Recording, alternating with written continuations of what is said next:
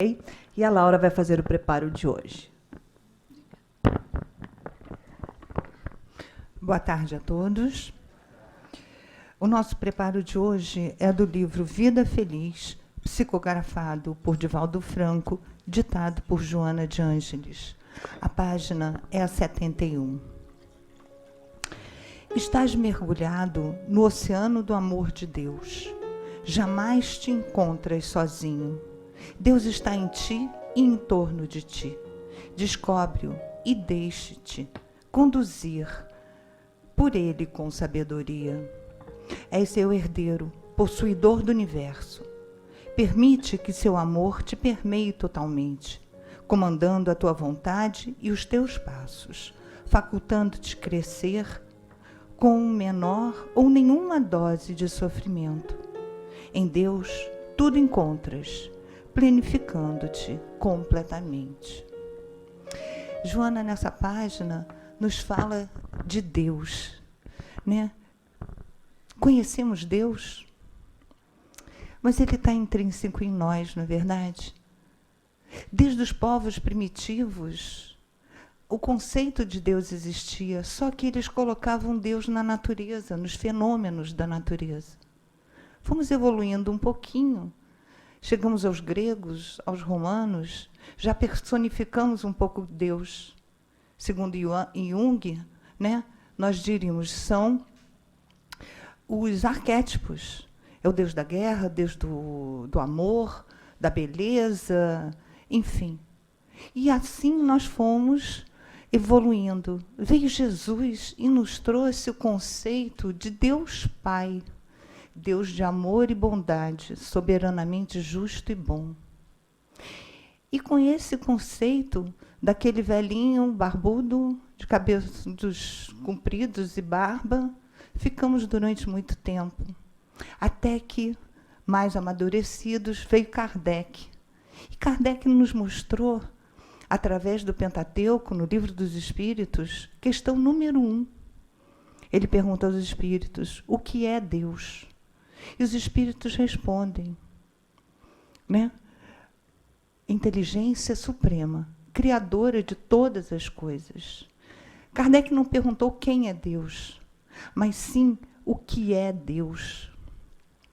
E aí nós vemos que nós já estamos mais preparados para compreender essa inteligência suprema. Antigamente, a ciência era uma, a religião era outra. Hoje em dia, esses conceitos estão convergindo. Haverá tempo que existirá um só pensamento. As religiões, essa diversidade de crenças, não existirão mais. Nós já estaremos preparados para entender essa magnitude do que é de ser esse Deus criador de todas as coisas. E se a gente olhar pela ciência, né, o que ela nos trouxe? Através do desmembrar de nós mesmos, da molécula, dos íons, né, do átomo, até chegar no bóson de Higgs, que a própria ciência chamou de partícula de Deus. E aí entra o que Joana nos trouxe. Se nós somos feitos dessa partícula, e tudo que está no universo é formado dessa partícula, nós temos Deus em nós. E Deus nos circunda. Ou seja, Deus em mim e eu em Deus. Então, voltando a Jesus, se Deus é esse soberanamente justo e bom, puro amor, nós temos isso dentro de nós. E é esse amor que nos envolve. Então, nunca estaremos sós, porque Deus está conosco e está em nós. Então, tenhamos essa certeza. E é nele que devemos buscar a força de seguir em frente, de enfrentar as nossas dificuldades, os nossos desafios, sabendo que nós estamos no comando da nossa vida, mas sempre supervisionado por esse imenso amor. Que possamos seguir em frente, né? Seguindo as nossas passadas, evoluindo, crescendo com a bênção de Deus. Uma boa palestra a todos.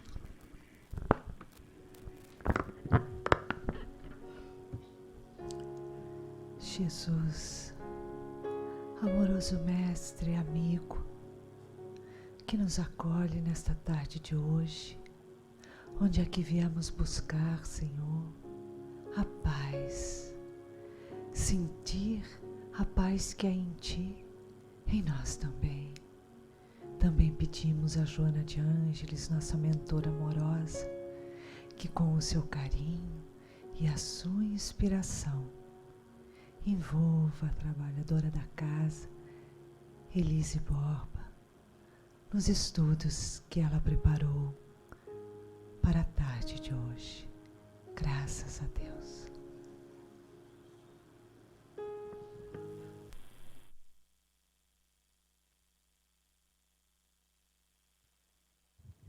Ela diz que é estranho me chamar de Elise Borba. Parece sério, né? Assim, uma coisa mais formal, né?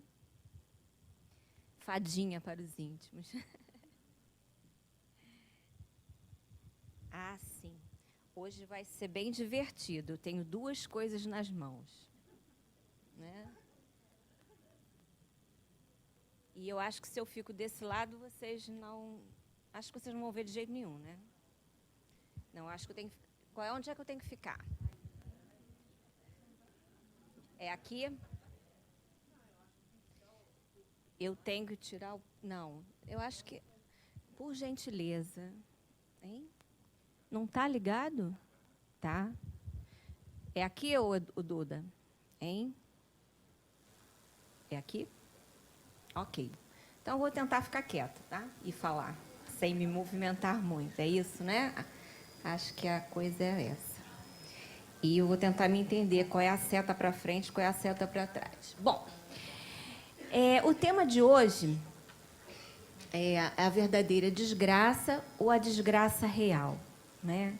Algumas edições tratam de uma forma e outras como a desgraça real. Quando Iraci botou isso no meu telefone, eu até tremi. A palavra desgraça, né, tira a gente do prumo. Mas, graças a Deus, a gente lembra das lições do Evangelho e a gente já tem uma visão modificada sobre a palavrinha desgraça. Mas, de primeiro momento, ainda vem o nosso pensamento antigo, né?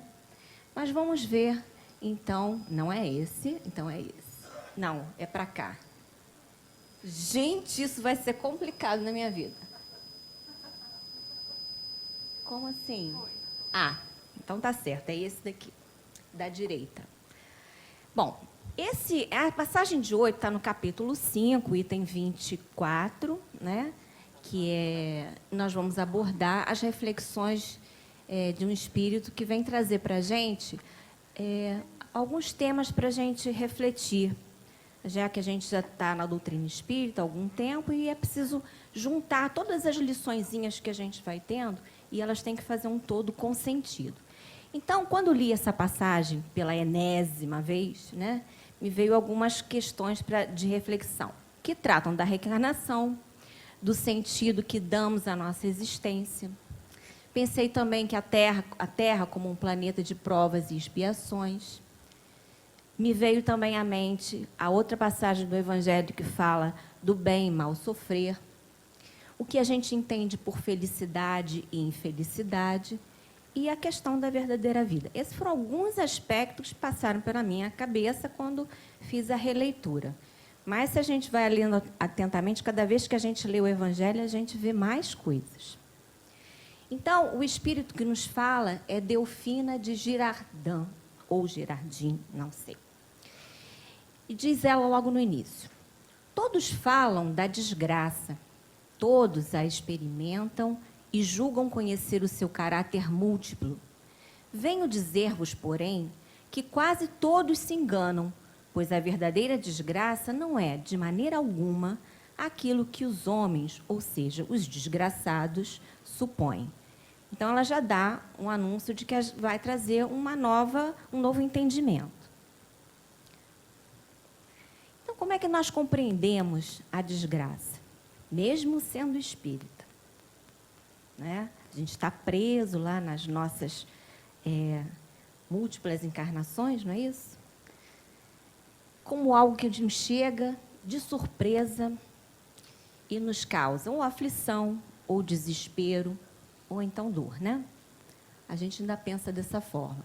Então, a gente trata a desgraça, a gente vê a desgraça na doença, na miséria, na perda de entes queridos. Não é assim? A gente se sente muito mal, não vê uma luz no fim do túnel, muitas vezes, não é? Mas não é só na miséria, na doença e na perda dos entes queridos, não. A gente também vê desgraça na traição. Quanto nos dói a traição de uma pessoa querida, que nos enganam, nos envolvem em situações comprometedoras. Quanto isso nos dói. Há perdas financeiras, muito comum nos tempos atuais. Isso, às vezes, a gente dá um grau de tensão tão grande nessa situação que torna a nossa vida uma verdadeira desgraça. As catástrofes, como que a gente se sente diante das situações que acontecem, às vezes até por força da natureza, e a gente não consegue entender por que isso acontece. No lugar da gente perguntar para que isso acontece. Né? Às vezes a gente sente uma desconfiança em Deus. Não é? Como algo tão ruim pode dizimar tantas pessoas? Então, todas essas questões, Delfina traz na passagem como exemplos do que a gente entende como desgraça. Mas é claro que existem muitas outras. A gente aqui apenas trouxe alguns exemplos.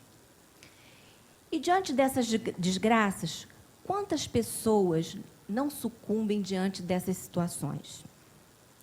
Quantas tentativas ou quantos suicídios são decorrentes dessas situações? As pessoas fraquejam diante da dificuldade. Acham que não vão ter condições de suportar. Quantas depressões se desenvolvem diante dessas circunstâncias? São inúmeros os casos. Para Delfina, essa visão sobre a desgraça é a dos que apenas consideram a existência presente. É como se a vida acabasse ali, naquele episódio, naquela situação, naquele conflito, naquela decepção, naquela dificuldade financeira, naquela doença. É como se a vida terminasse ali. É a visão dos que não compreendem o sentido das suas existências. Então, quando a gente está diante da dificuldade, a gente normalmente não para se pensar para que a gente está passando aquilo, como eu já havia dito, né? A gente não pensa no sentido da nossa existência. Para que a gente veio à Terra? A passeio? Para ser feliz o tempo todo? Não é? A gente não tem essa consciência ainda, por mais que a gente estude, num primeiro momento ela foge da nossa mente, né? E a gente se entrega, às vezes, ao desespero. O Livro dos Espíritos, então, ele vai falar sobre o objetivo da encarnação. Na pergunta 132, eu achei oportuno trazer para a gente refletir um pouquinho por quê, né? Para que a gente encarna? E eles são muito objetivos. Qual é o objetivo da encarnação dos espíritos? Deus lhes impõe a encarnação com o fim de fazê-los chegar à perfeição. Então, aí a gente já tem um indício, né, vivo da reencarnação. São várias existências. Essa é uma das que a gente está passando, né? Outras coisas nós já tivemos as experiências, já aprendemos, ou não aprendemos e retornamos para aprender, tipo recuperação. Então, a encarnação, o objetivo dela é esse, fazer a gente, a cada uma delas, avançar um pouquinho, subir um degrau rumo à perfeição. O Livro dos Espíritos, também na questão 167, vai nos falar sobre a reencarnação. Qual o fim objetivado com a encarnação? E eles respondem: expiação, melhoramento progressivo da humanidade. Sem isso, onde é a justiça? Então, é interessante a gente perceber também como nós já amadurecemos com essa explicação, como a Laura também disse no início do preparo, sobre o Deus que a gente tem dentro da gente, que não é mais um Deus punitivo, mas é um Deus educativo, né? A oportunidade da reencarnação é sempre uma oportunidade de melhoramento do espírito. E daí a justiça, um Deus justo e amoroso. Falando ainda sobre encarnação, encontrei no Céu e Inferno a seguinte observação. Uma só existência corpórea é claramente insuficiente para que o espírito possa adquirir todo o bem que lhe falta e de desfazer de todo o mal que traz em si.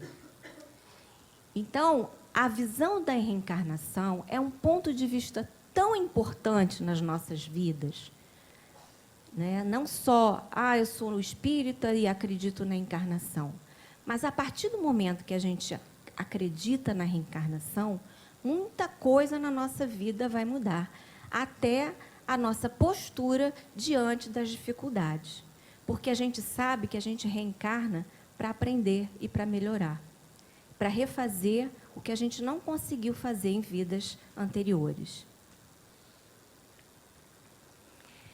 Para a Joana, ela vai dizer para a gente o seguinte, no livro Atitudes Renovadas, que a reencarnação é uma oportunidade especial para o crescimento espiritual. Então, ela só vem ilustrar o que a gente está falando, né? No processo encarnatório, diz num site da FEB que também consultei, as boas escolhas produzem progresso evolutivo, enquanto as escolhas infelizes geram provações ou expiações que se configuram como mecanismos evolutivos molduradores da lei de causa e efeito. Aqui a gente já vem também pensar na questão do livre-arbítrio, não é?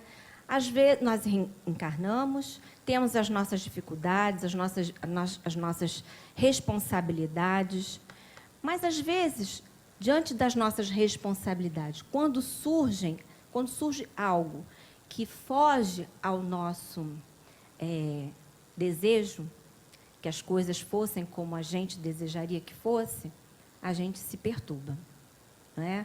E, às vezes, diante dessas dificuldades, fazemos escolhas muito equivocadas, que, no lugar de nos ajudar a caminhar e vencer a dificuldade, nos afunda cada vez mais. Então, aqui, levanta-se o ponto de questão do livre-arbítrio. As boas escolhas produzem progresso evolutivo, enquanto as escolhas infelizes geram provas ou expiações, não é? Então, nós somos responsáveis pelo nosso caminhar também. Temos a ajuda do alto o tempo todo, e por isso precisamos sempre estar ligados a ele, ao plano espiritual, aos nossos mentores, aos nossos guias protetores, para que nos ajudem, no momento da nossa escolha, do nosso livre-arbítrio, fazer um bom uso e as boas escolhas. Para cá. Emmanuel, no livro Consolador, ele distingue, então, a diferença que há entre prova ou provação e a expiação, porque a gente comentou no slide anterior, né? Ele citou prova e expiação. A provação, segundo ele, é a luta que ensina ao discípulo rebelde e preguiçoso a estrada do trabalho e da edificação espiritual. E a expiação é pena imposta ao malfeitor que comete um crime. Então, há uma distinção entre prova e expiação. Todos nós estamos em prova, né? Mas nem todas as nossas provas são expiações. E esse é um tema para curso. Bom? Delfina, então, prosseguindo a passagem do estudo dessa tarde, vai falar o seguinte: dizei-me se o mais feliz acontecimento do momento, que traz funestas consequências, não é, na realidade, mais desgraçado que aquele que inicialmente é aborrecido, que acaba por produzir o bem. Quando a gente lê isso, quando eu li isso, me veio a ideia de um dito popular. Deus escreve certo por linhas tortas. Não é? E eu encontrei na internet essa foto do Renato Russo, mas na internet todo mundo bota a palavra na boca das pessoas. Então, eu não sei dizer se ele realmente falou isso, porque na internet todo mundo diz que o outro falou, não é? Então, mas eu achei a mensagem muito oportuna e adequada ao tema do estudo. Quando tudo parece dar errado, acontecem coisas boas que não teriam acontecido se tudo tivesse dado certo. Já pararam para refletir isso? Quantas vezes a gente quer ir por um caminho, né? A vida nos coloca em outro, a gente reluta, e quando vê, no final dá tudo certo. Né? Na escolha, às vezes, de profissão. Tantas coisas que nos acontecem no dia a dia. Não é? Às vezes, quantas pessoas a gente vê no noticiário que ia embarcar num avião, numa viagem, de repente deu tudo errado, a pessoa não acontece, e acontece uma coisa muito ruim naquela viagem, com aquelas pessoas. Então, na verdade, a gente não sabe o que é certo e errado para a gente, né? Assim, a gente pensa que sabe, mas o nosso ego, às vezes, fala mais forte, porque ele está preso ainda aos nossos desejos infantis.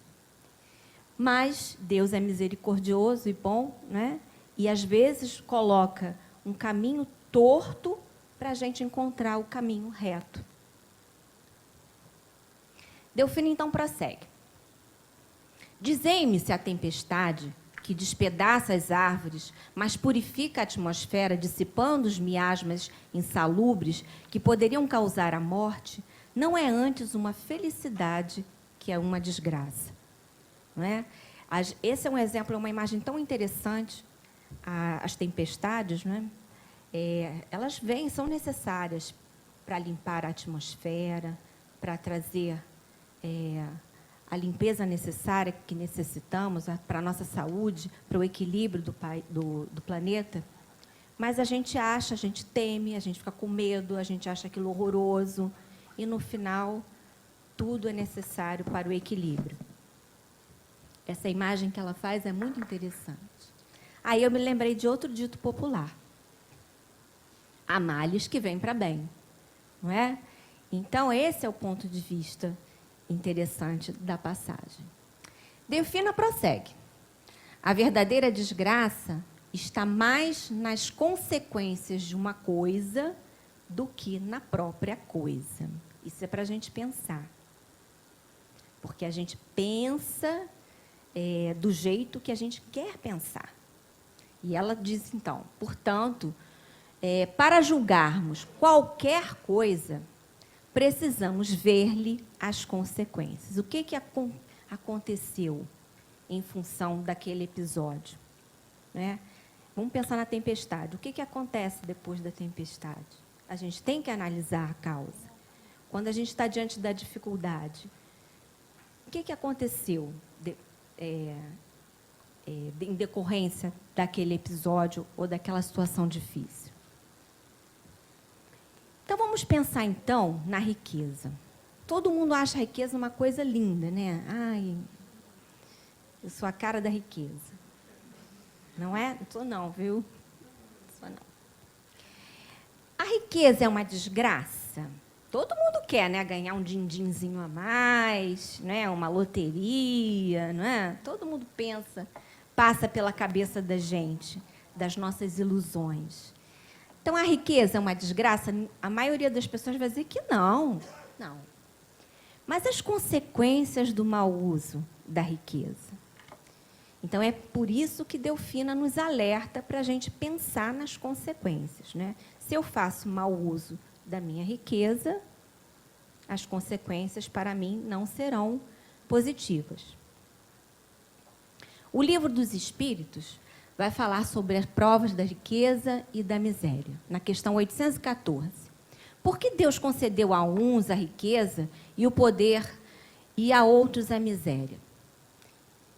Simples e direto, como sempre, para provar a cada um de uma maneira diferente. Então, a riqueza, tanto a riqueza como a miséria, são provas importantes para o nosso aprendizado, para o nosso crescimento espiritual. Acho que eu pulei duas coisas. Prova da riqueza e da miséria.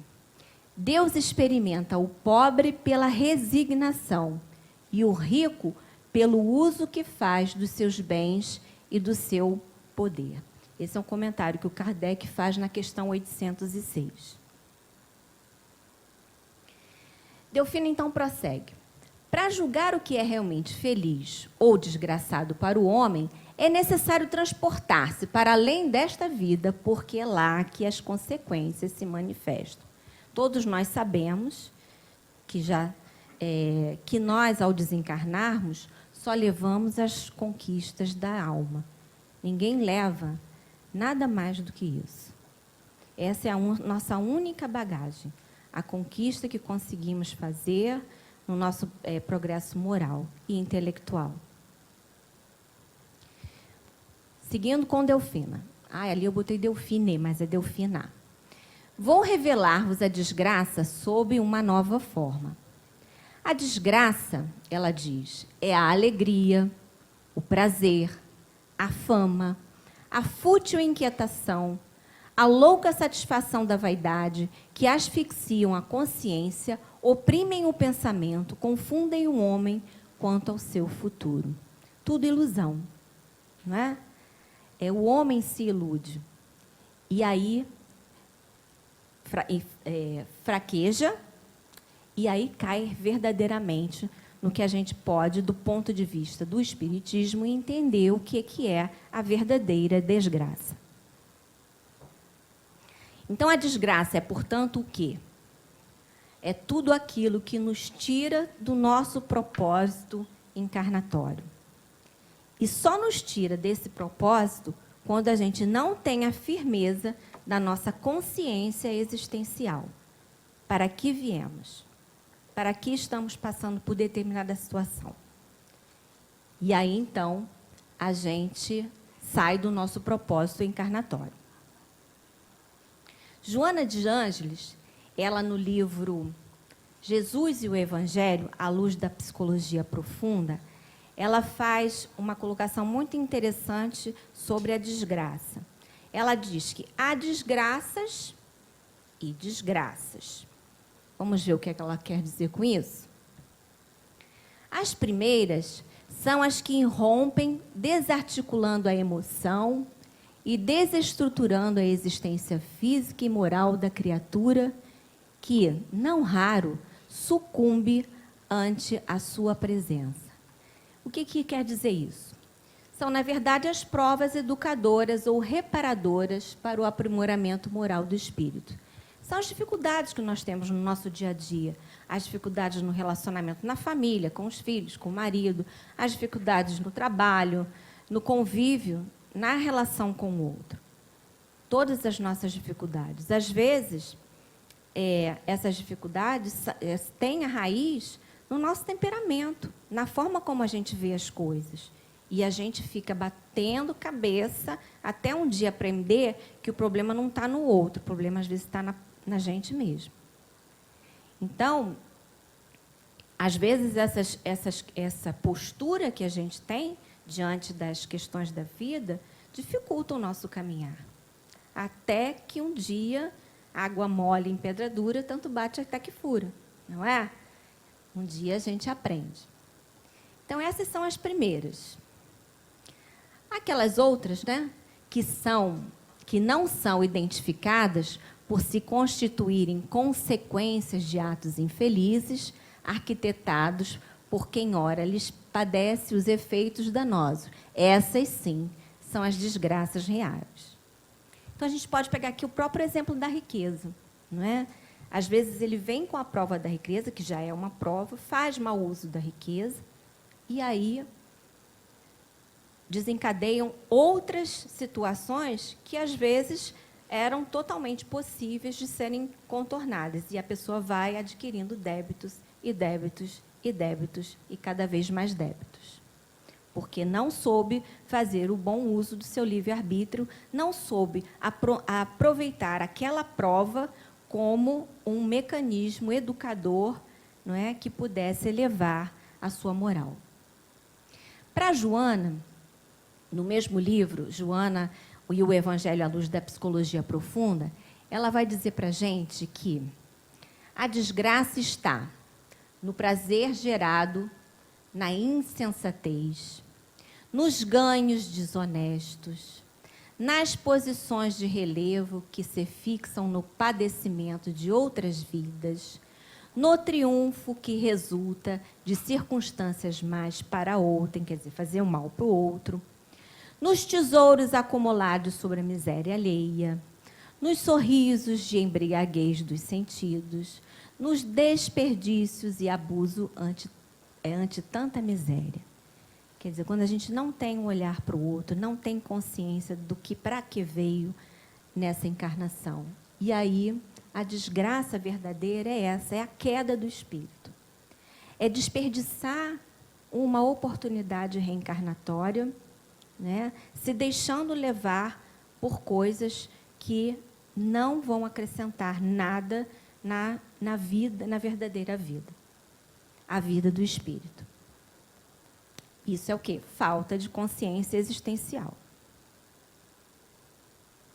Em algum momento da nossa trajetória, então, as leis divinas nos colocarão diante da oportunidade de reparar os erros cometidos. Não é? Também tem, eu estou cheia de dito popular hoje. Aqui se faz, aqui se paga, também pode ser entendido assim. Ou a gente paga nessa encarnação ou paga na outra. Não é? Ou a gente aprende. Na verdade, a gente já não quer se distanciar dessa questão muito numérica, né, de dívidas, que às vezes nós espíritas repetimos muito. Né? Mas se a gente não aprendeu dessa vez, pela justiça, como a justiça divina é infinita, a gente volta para refazer, para aprender, se aprende de novo. Não é? Então, as leis divinas nos proporcionam isso, né? Essas oportunidades de recomeçar, refazer, reajustar. E, às vezes, a gente repete tantas vezes os nossos erros, uma encarnação, duas, três, vai repetindo, né, que isso nos causa muita dor, muito sofrimento. O que Joana vai nos dizer no livro Luz da Esperança, sobre dor e sofrimento? Dor, na verdade, o que a gente chama de desgraça, né, porque a gente está passando por alguma coisa, é uma advertência e lição que ninguém deve desprezar. Há infortúnios que elevam e infortúnios que desgraçam.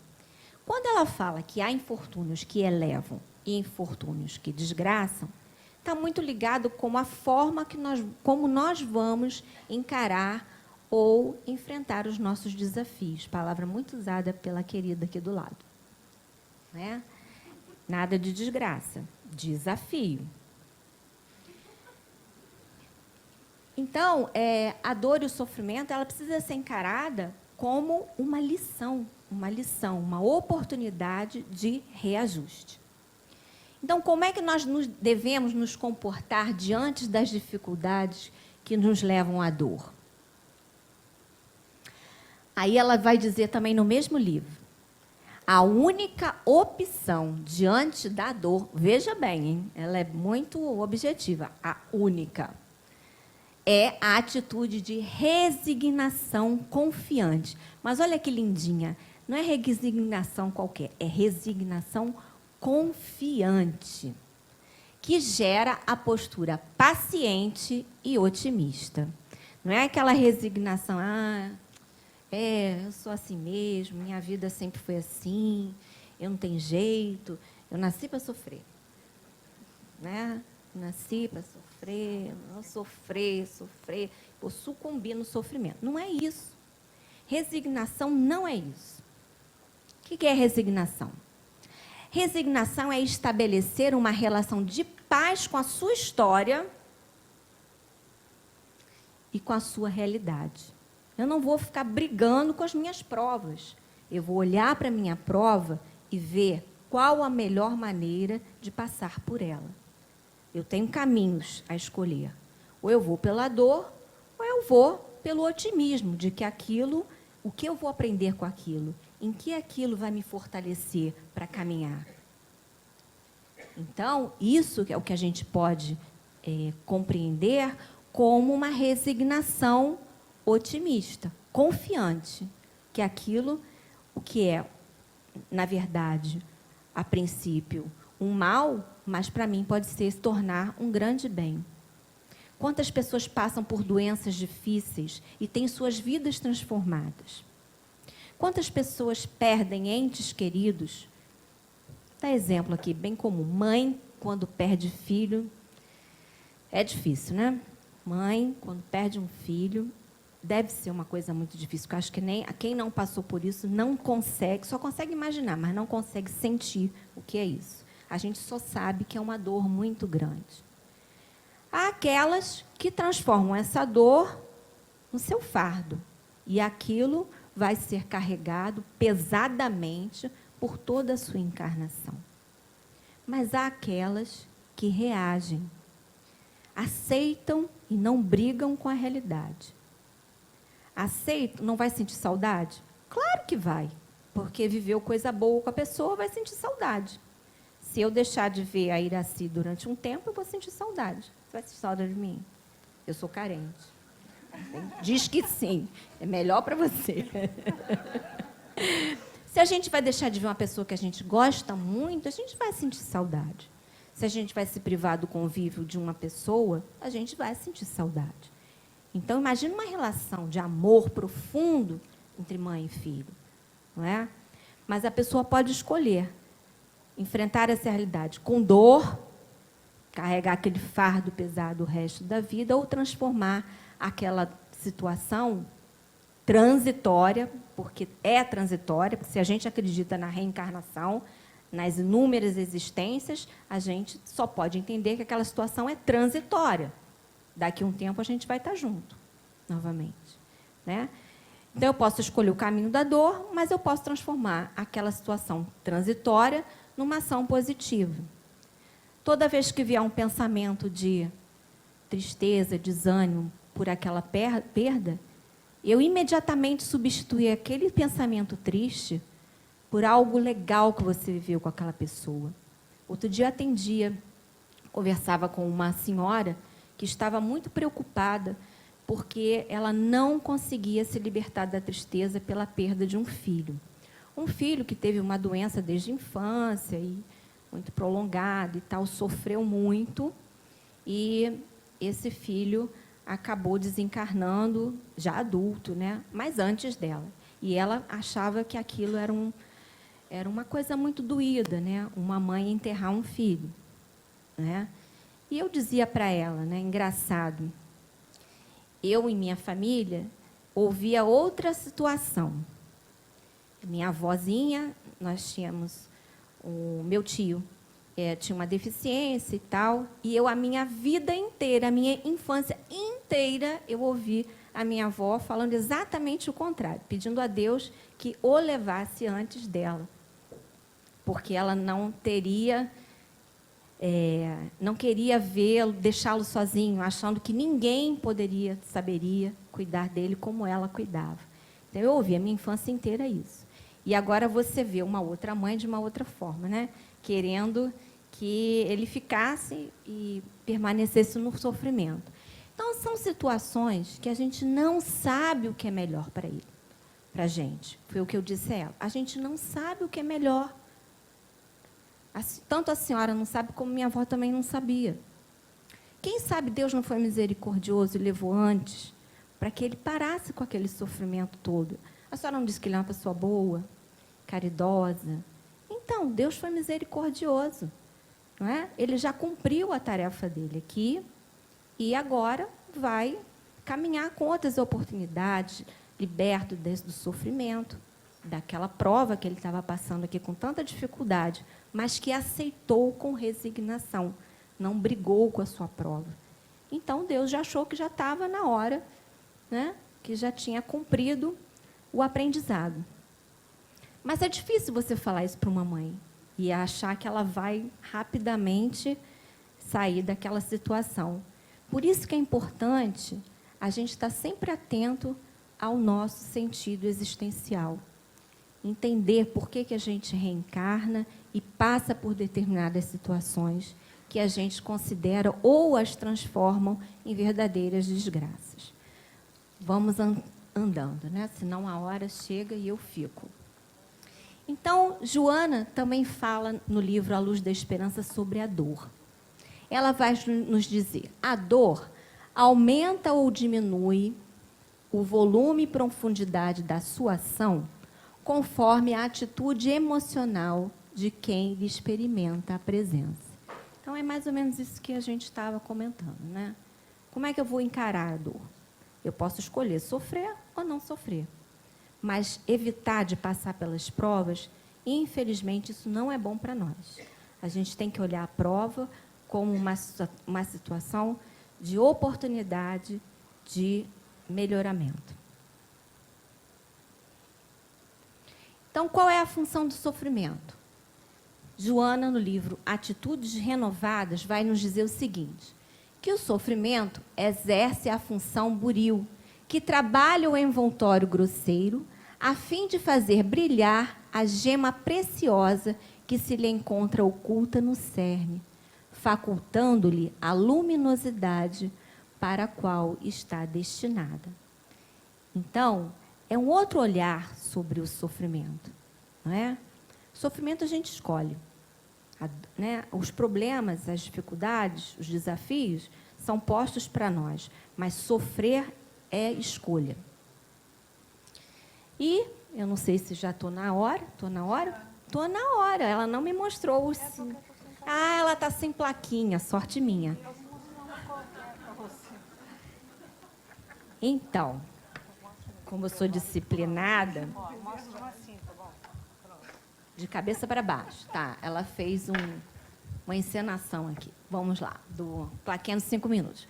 Para concluir, então, a nossa conversa, a nossa reflexão de hoje. Nem sempre sabemos o que é bom ou ruim para as nossas vidas, como eu já disse a vocês, né? A gente tende a ir pelo nosso ego, pelo nosso desejo. A gente acha que sabe tudo. Então, quando vê uma dificuldade, a gente quer sair fora do caminho. Não quer pular etapa, quer passar adiante, né? E a gente acha que isso vai ser bom, mas nem sempre.